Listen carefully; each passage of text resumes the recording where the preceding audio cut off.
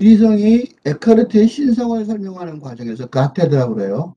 그 삼일체 그 배경, 그게 나온 삼일체 인격신.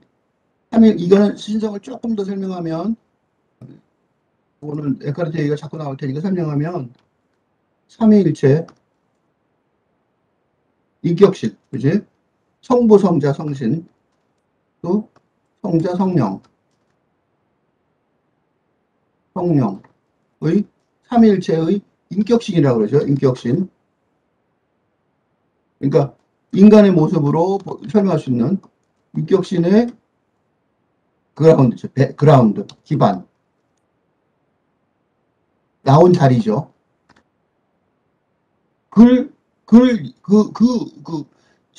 신이 나온, 이게 보통 이거 성부, 성자, 성신, 성령도 우리는 신이라고 말하죠. 근데 그거가 나온 원천, 기반, 오리진.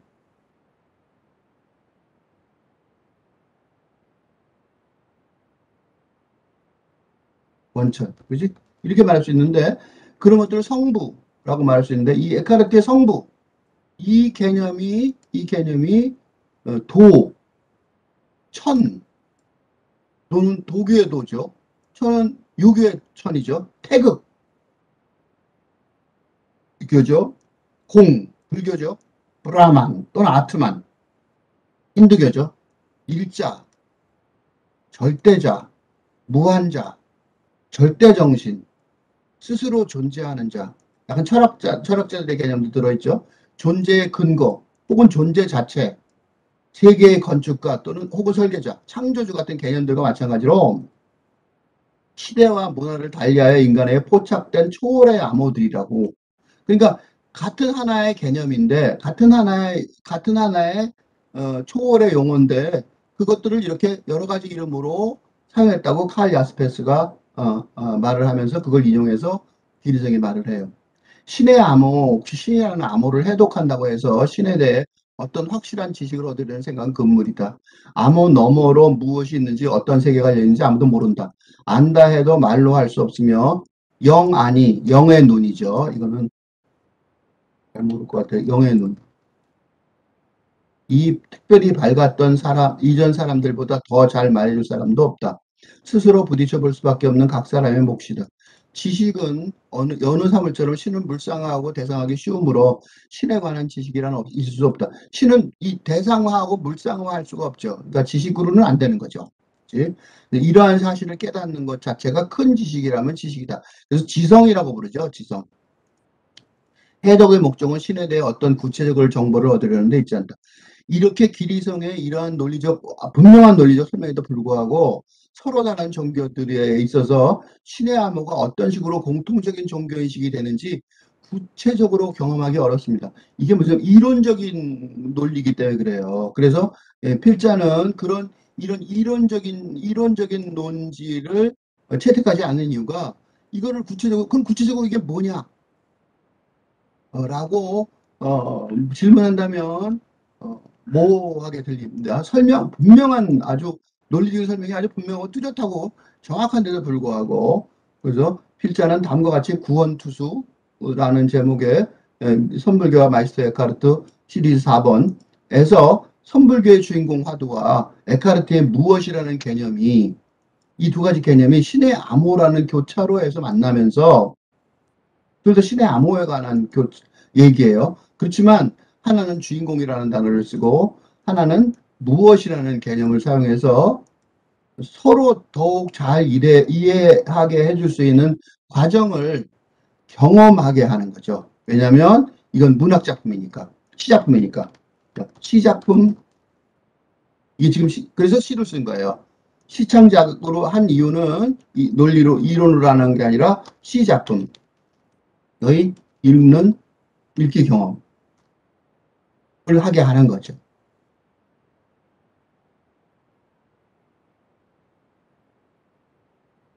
구원투수.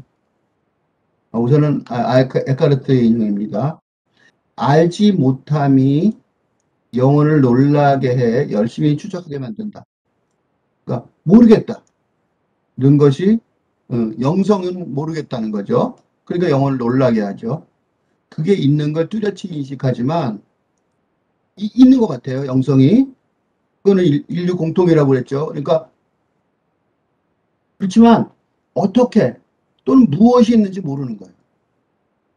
그러니까 사태의 원인을 이게 이런 것 같아 라고 알 때마다 확실하진 않으니까 즉시 실증을 내고 아니야 다른 게 있을 것 같아. 그리고 다른 걸 찾으려고 노력을 하죠.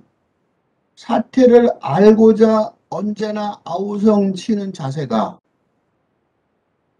알고 싶다 하지만 영원히 한결같지는 않아요. 지치기도 하고 그래서 포기하기도 하죠. 그래서 알지 못함을 알려고 함이 이 알지 못함을 알려고 함 이게 종교적 영성에 추구하는 자세고 이게 종교적 자세죠. 영혼을 한결같게 유지하면서도 추적의 자세에 박차를 가한다.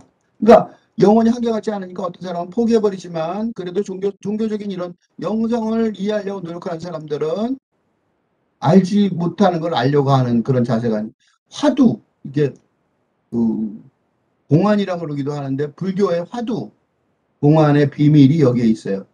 그거는 이거를 그 화두 이거는 그 불교의 화두는 아주 오래된 얘기인데 몇천 년 된 얘기죠. 수천 년, 천년 이상 된 그런 이야기인데 그걸 현대화하지 못하는 게 이제 불교계의 가장 큰 양점이에요. 그래서 마이스터 에카르트를 인용한 이유는 마이스터 에카르트는 지금 시대의 언어로 이렇게 설명을 하잖아요.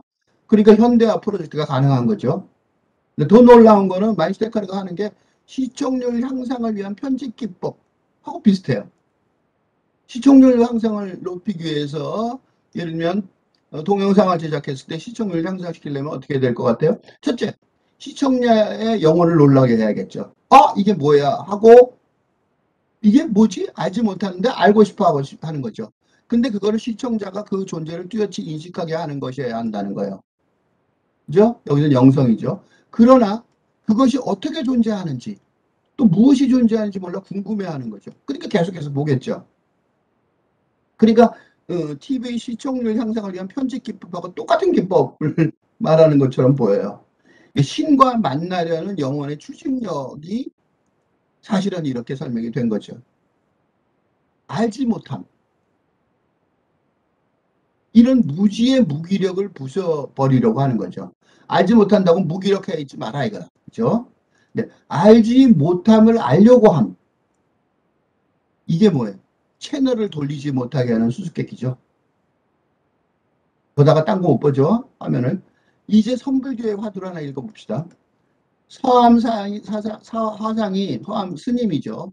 화상은 높임말이에요. 스님을 매일 스스로를 주인공아라고 부르고는 또 스스로 네 하고 대답했다. 그리고 또 말하기를 정신 바짝 차려야 해 한 뒤 다시 네 하고 대답했다. 또 먼 옛날에도 다른 사람에게 속아서는 안 되네 하고 한 뒤에 네 하고 혼자 대답했다. 서암 화상의 주인공이 이게 뭐예요? 알지 못함을 주인공이 누구예요? 영혼이겠죠. 영이겠죠. 영성이겠죠. 근데 그거는 알지 못함이란 말이에요. 그죠? 근데 왜 자꾸 말을 해요? 알지 못함을 알려고 함이죠. 매일매일 스스로.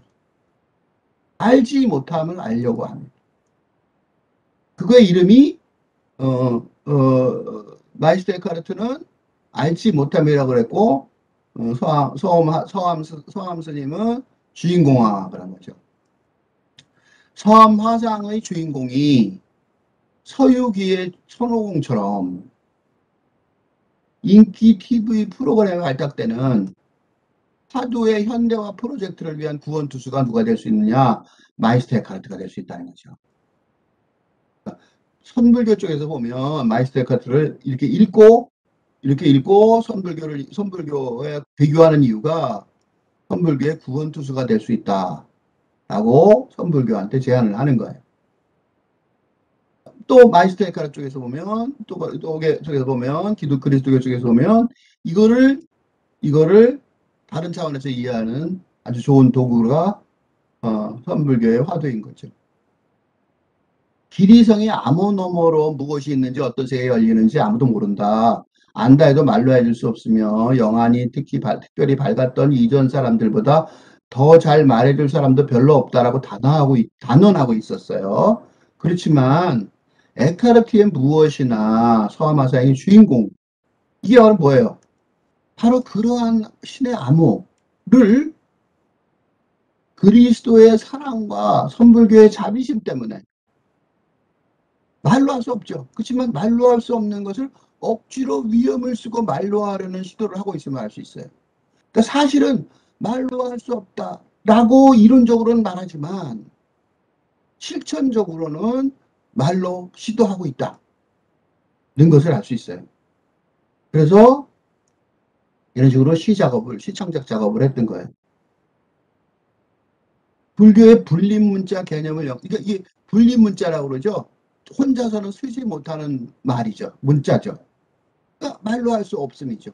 그러니까 분립문자라는 말을 다른 말로 쉬운 말로 정리해서 말로 하면 말로 할 수 없는 말이죠. 말로 할 수 없는 말. 개념을 연상시키는 신의 암호에 관한 비리성의 설명을 계속 이어서 읽어보세요. 아까 쳤던 패러그래프가 바로 뒤에 패러그래프예요. 해독 작업은 계속해서 또 다른 암호를 산출할 것이며 우리는 끊임없이 우상을 부수면서 상징을 통해 그리고 상징을 넘어 초월적 실제로 다가갈 수밖에 없다. 그러다가 그것을 엿보거나 감시할 수 있다면 폭탄일 것이다. 신의 암호 해독은 불가능한 줄 알면서 하는 작업이다. 알 수 없는 것을 알려는 모순적 행위이기 때문이다. 불림 문자라는 이런 모순적 행위에 모순적 행위를 행하는 불림 문자라는 이런 모순적 행위에 행하는 도전을 앞에서도 했었죠. 이런 도전을 행하는 또 다른 사례가 있어요. 마저 화양의 벽돌 화두. 앞으로 읽을 건데, 그다음에 에카르트의 신에 대한 대비되는 존재에 대비되는 무와 같은 지성의 힘. 이 두 개를 대비하는 것을 벽돌이라는 제목, 선불교와 마이스터 에카르트 시리즈 6번에서 다음과 같이 대비하였어요. 마조 도일 선사가 성악 전법원에서 성정을 닦을 때 일이다. 마조라는 분이 나중엔 유명한 사람이 됐지만 아직 어릴 때 공부할 때 선정을 닦을 때, 그러니까 공부할 때죠. 공부할 때 이런 데서 전법원, 그러니까 법을 전하는 뭐 그런 교실이 학교겠죠. 어느 날 스승이 남학 스님이죠. 남학 회양 사상이 마조에게 물었어요. 제자에게.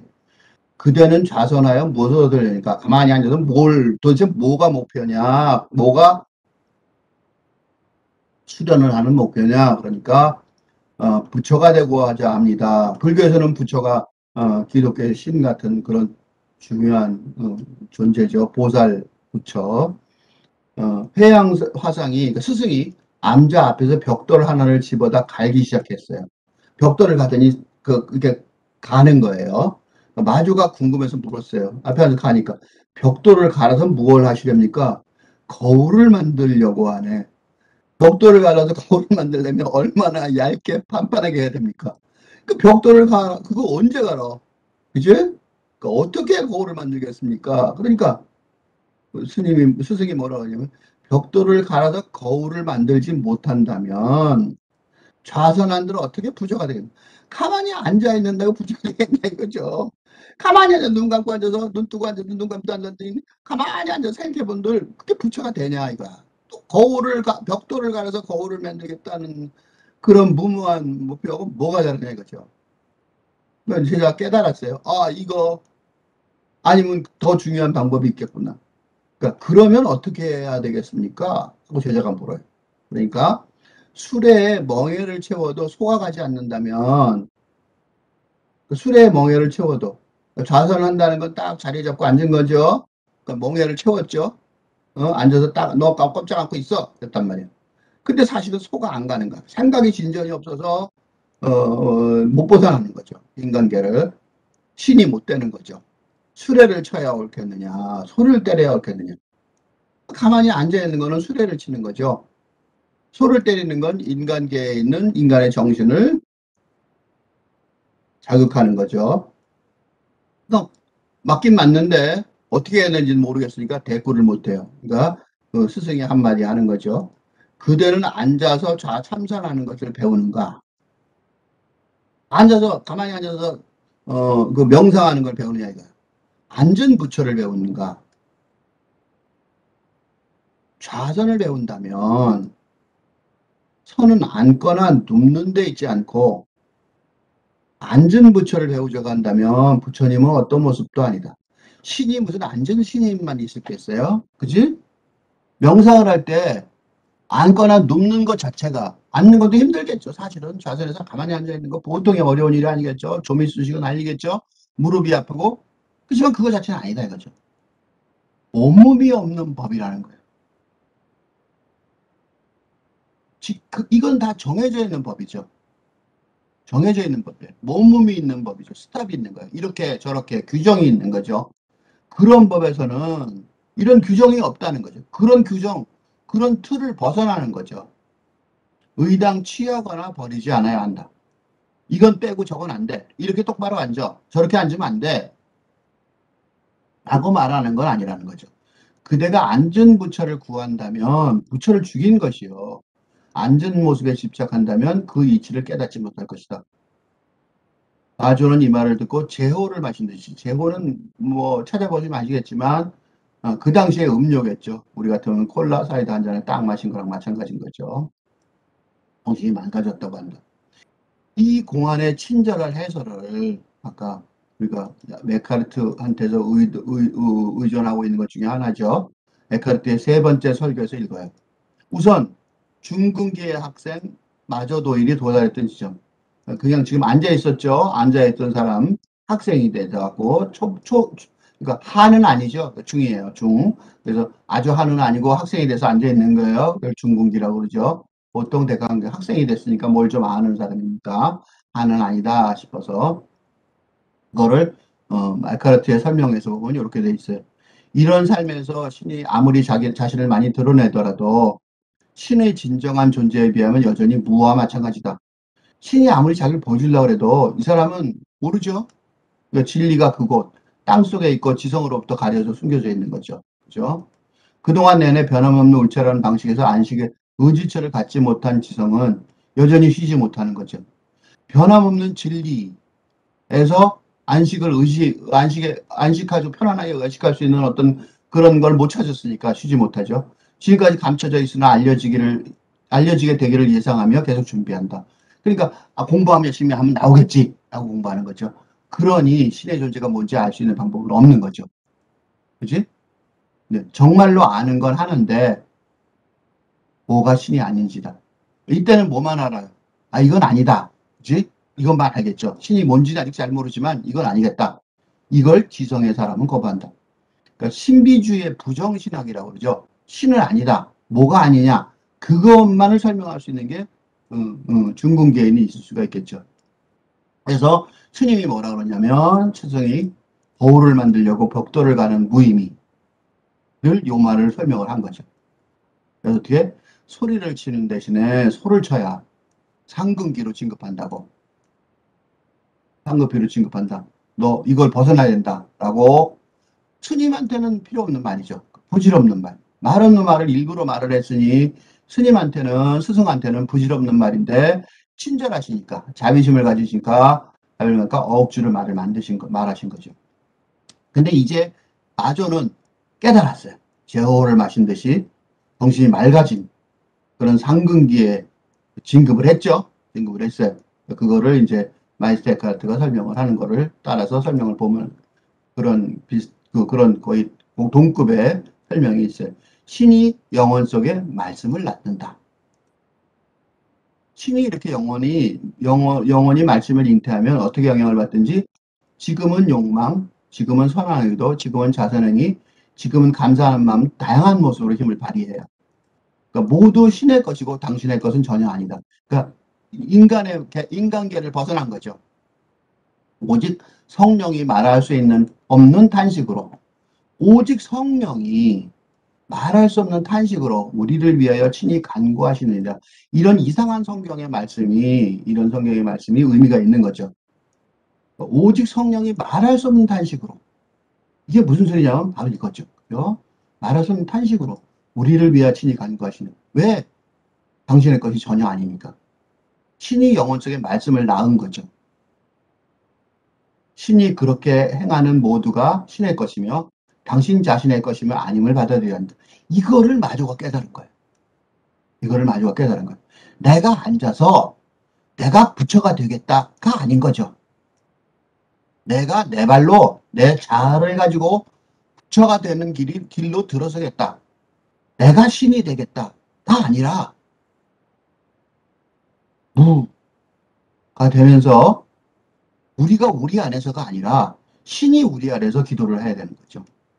그래서 사도 바울이 뭐라고 말하냐면 성령으로 아니하고는 누구든 예수를 주시라 할 수 없느니라 라고 말하는 이유가 있어요.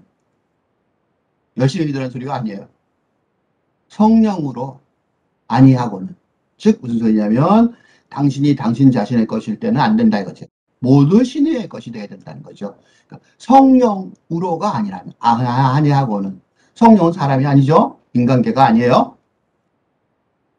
성령을 통하지 않고는, 성령의 모습과 만나지 않고는, 성령을 입지 않고는 누구든 예수를 주님이라, 나의 주님이라고 말할 수 없다는 거죠. 이렇게 마조는 이제 자기의 길을 간 거죠. 그러니까 앞에 말했던 앞에 묘사했던 그 마조와 우리 스승 이 대화는 무슨 얘기냐면 이 대화는 마조가 스승처럼 됐다라는 내용이에요. 그러니까 소위 깨침의 기록인 거죠. 그런데 하근기 이 불교의 이런 화두들은 고위급을 위한 그런 그 글들이 많아요. 그런데 기독교는 더 낮은 대중을 위한 친절한 설명이 많아요. 그래서 그러니까 학생이 되기 이전에 마저 스승한테 야단맞는 그것보다 더 전에 학생도 되지 못한 사람들을 위한 글이 에카르트에게는 있어요. 이건 학식이 있는 깨친 사람에게 하는 말이다. 그죠? 그러니까 지금까지 한 거는 학식이 있는 깨친 사람에게 하는 말이죠. 그런 거였죠. 그들은 신과 성경을 배워서 깨쳤다. 이게 아는 사람들한테 하는 말이에요. 그러나 육지적 수련 외에는 알지도 못하고 서양 몇 개를 한 순진한 평신도, 이걸 어떻게 해야 되냐 이 사람들. 그죠? 가서 삼천배 하라, 불교적으로 말하면 하고, 가서 뭐 열심히 통성기도 하세요 하고, 교회 내에서 봉사하세요 하고, 이런 걸 할 줄 알고, 그리고 서양 몇 개 정도 뭔가 조금 아는 이런 순진한 평신도는 어떻게 해야 되느냐, 이런 설명은 이런 에카르트라는 이런 그리스도교계에 굉장히 많아요. 그러니까 불교계에는 좀 없죠. 근데 불교계는 또 그리스도교에는 뭐가 없냐면 신에 관한 내용, 이런 얘기가 바로 안 많아요. 이런 얘기 별로, 상근기 이런 얘기가 별로, 정신이 맑아지는 경지, 이런 설명은 또 불교계에 강해요. 그래서 서로 도움이 되는 거죠. 그러니까 기독교계에서는 이런 얘기를 많이 하면 이런 이단으로 몰렸어요. 신을 네가 어떻게 한다고 그러냐, 이런 식으로 지금도 기독교에서 말을 잘 못해요. 그러니까 기독교계에서는 이런 생각을 이 선불교 쪽에서 많이 얻을 수 있고, 왜냐하면 선불교는 그런 얘기들이 더 많으니까 중국에서 상기로 진급한 얘기들이 많거든요. 그러니까 이런 거는 그리스도교회와 선불교회에서 도움을 받을 수 있고, 거꾸로 이 부분은 또 이제 불교계가 그리스도교에게 도움을 받는 거죠. 그러면 기도 같은 건 어떻게 해야 되느냐? 그게 뭐라 말하냐면 방해되는 것을 찾아라. 그게 없다면 신에게 더 가까이, 그게 없으면 신에게 더 가까이 가면 그걸 과감히 포기해라. 이 소리예요. 그러니까 평신도들은 뭘 해야 되느냐? 방해되는 걸 찾아서 그걸 포기하라 이거죠. 신의 포용에 더 가까이 가게 하는 건 뭐든지 최고이기 때문이다. 그러니까 교회나 절에 가서 돈을 바치려는 게 아니라, 그런 거 중요한 게 아니에요. 그건 신과 신의 포용에 더 가까이 가게 하는 게 아니니까, 돈은. 가치관 지금 자기가 알아서 할 일이지만 사실은 그거는 중요한 일이 아니다 이거지. 오케이? 뭐가 중요한 일이냐면 신과 더 가까이 가는 걸 방해하는 것, 그걸 포기하는 게 중요하다는 거죠.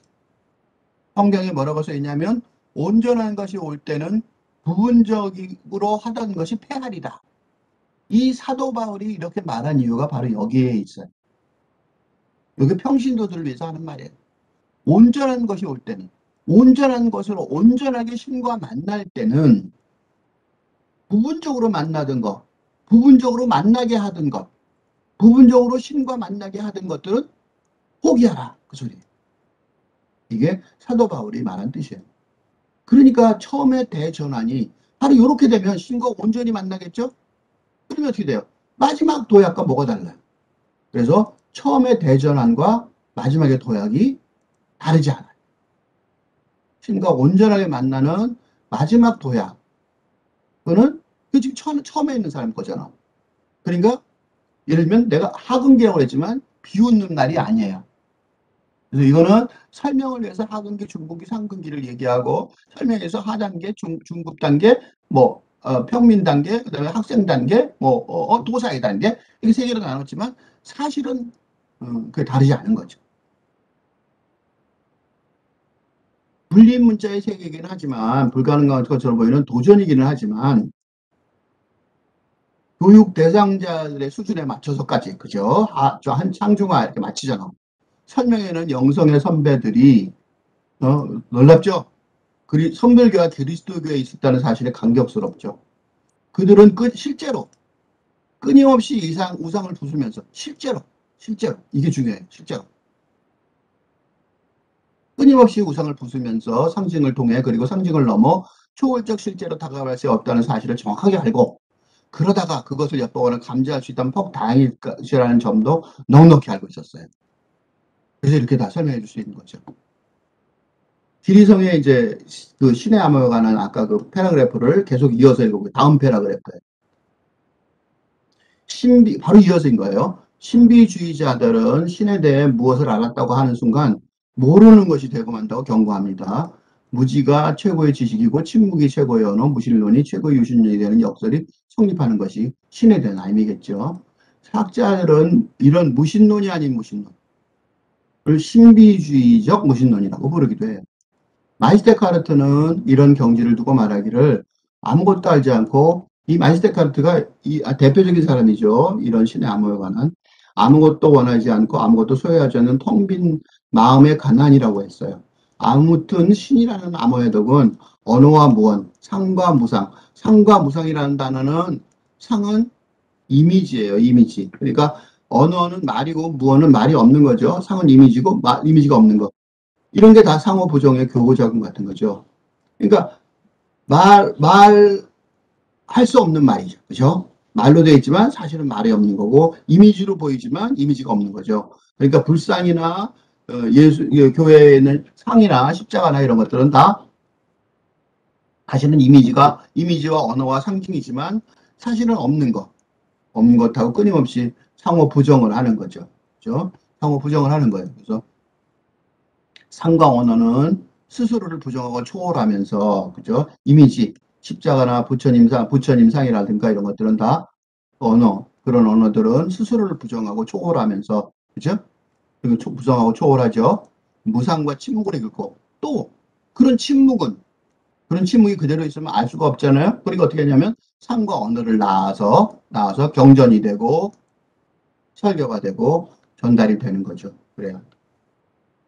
신에 대해서 무엇을 알았다고 하는 순간 모르는 것이 되고 만다는 신비주의자들의 경고는 선불교의 대표적인 무자와두라고 있어요. 그거하고 에카르트의 텅 빈 자아에서 다음과 같이 아름답게 만납니다. 불모. 조주 화상에게, 조주 스님에게, 조주가 아주 선교의 대표적인 선승이죠. 어떤 수행자가 물었어요. 개에게도 불성이 있습니까? 불성, 부처의 성품이죠. 불성은 부처의 성품인데 누구한테나 있다. 불성. 한자말로 번역을 해주면 이런 거예요. 부처의 성품. 그러니까 불교에서는 모든 종교에서 이게 영성이죠. 쉽게 말하면 누구에게나 불성이 있다. 즉 누구나 부처가 될 수 있다. 그죠? 누구나 다 신을 만날 수 있다. 기독교식으로 표현하면 누구나 다 신을 만날 수 있다. 불교식으로 좀 적극적으로 말하면 누구나 다 신이 될 수 있다. 이때 신은 부처, 그죠? 부처신이 될 수 있다. 이런 거죠. 하여튼 이런 불성, 이런 대단한 개념, 좀 이상한 말이긴 하지만 이런 부처신은 좀 이상한 말이죠. 근데 설명하려고 내가 일부러 썼어요. 이런 그 불성이 있냐고 물어봤어요. 여기 근데 이런 거 뭐 있다고 써있죠. 있다고 써있잖아. 있습니까? 그랬잖아요. 근데 뭐라고 그러냐면 스님이 없다고 대답해. 없다. 이? 왜 이랬을까요? 선수행을 하라고 그러는 거예요. 당연히 있는데, 당연히 있는데, 이게 안 된다면 뭐 때문에 수행을 하냐고. 신을 만났었는데 뭐 때문에 신앙을 가지고 부처가 될 수 있는데 뭐 때문에 좌선을 하고 참선을 하고 명상을 하는 말이에요. 근데 이 선수행이라는 건 그건 뭐냐면 조사가 만들어 놓은 관문, 장애물이죠. 꿰뚫어야 한다는 거예요. 그러니까 일부러 조주화상이 없다라고 말했어요. 없다. 조주화상 거짓말을 했어요? 조주화상 거짓말쟁이에요? 그건 아닌 것 같죠? 그럼 이런 글이 지금까지 내려왔을 리가 없잖아. 참다의 깨달음은 왜 이런 말도 안 되는 거짓 대답을 했냐면 마음길이 끊어지는 곳까지 이르게 하려고 그러는 거예요. 자아가 만들어내는 엉뚱한 생각들, 잡념들 이런 것들 끊어지게 만들려고 이렇게 의심하게 하려고. 조주화상이 거짓말할 리가 없는데 뭐가 틀린 거야? 자꾸 명상을 하다 보면 참선을 하다 보면 그럼 끊어진다는 거죠. 조사관을 뚫지 못하고 마음길을 끊지 못한다면 이거 이렇게 해서 다 끊어져서 생각이 없어지는 그래서 인간의 관계를 넘어서는 단계가 되지 않는다면 뭐와 똑같으냐? 지푸라기나 나무에 달린 헛개비에 지나지 않다는 거예요. 무의미한 인간관이라는 거예요. 자, 말해보라. 설명해 주고 있죠. 이거 어려울까봐 또 설명을 친절하게 했어요. 무엇이 조사관인가? 이 무자와도 이게 없다. 무였겠지. 이게 무. 그지? 이러다가 이제 한자말로 이 중국말 되니까 무 이렇게 딱 말했을 거란 말이죠. 그죠? 무 이렇게 말했단 말이죠. 그러니까 이 무자, 무라는 글자 하나만을 특별히 지목해서 선종의 무문관이라고 해요. 왜 무문관이라고 하냐면 선불교, 선종이라는 건 선불교죠. 선불교의 무자, 어? 화두의 화두의 관문이죠. 그지? 그래서 무문관이라고. 무자가 내 관문이라고 그래요. 이 관문을 깨뜨리고 통과한다면 조주화상을 칭견할 수 있을 것이다. 무슨 얘기냐면 조주화상과 같은 수준이 된다 이거지. 그치? 인간계를 넘어서 신하고 육박하는 인간계에서 신과 같은 차원에 있는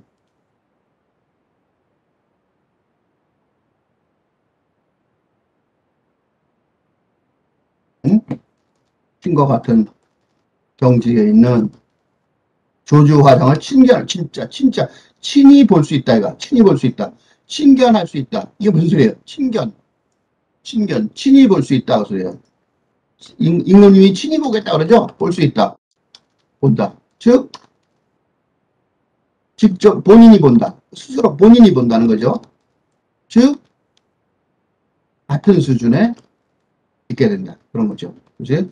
그러니까 이걸 통과를 하면 뭐가 되냐면 인간계를 넘어서서 신 같은 수준이 된다는 거죠. 그죠? 이 마음 길을 끊는 조주의 그 무문관을 통과하는 방법이 굉장히 중요하겠죠. 이게 불교의 핵심이겠죠. 그러니까. 그죠? 뭐니 해도 이게 핵심인 거예요. 부처가 된다는 소리죠. 그러니까 이걸 통과하면 누구나 부처가 될 수 있다는 거예요. 이거잖아요. 이거. 그죠? 조주 스님은 바로 부처 같은 사람이라는 소리예요. 이런 가능성을 추구하면 이게 에카르트의 말이에요. 헐벗고 텅 빈 자아를 유지하는 데 이익이 되는 거라면 이런 가능성이라는 게 이 앞에 얘기가 거의 똑같아요. 뭐를 추구하는 거예요? 헐벗고 텅 빈 자아를 같은 말이에요. 유지하는 데 이익이 되는 거라면 돌아서지 말고 무섭다고 돌아서지 말라는 거야. 이런 어둠과 무지의 발자국을 그냥 그저 뒤쫓으라. 어둠과 무지의 발자국. 난 아무것도 모르겠어. 큰 거 먹고 답답해 미치겠어. 돌아서지 쫓아가라 이거야. 거기에 뭐가 있다? 모든 것이 신을 얻을 기회가 담긴다는 거예요.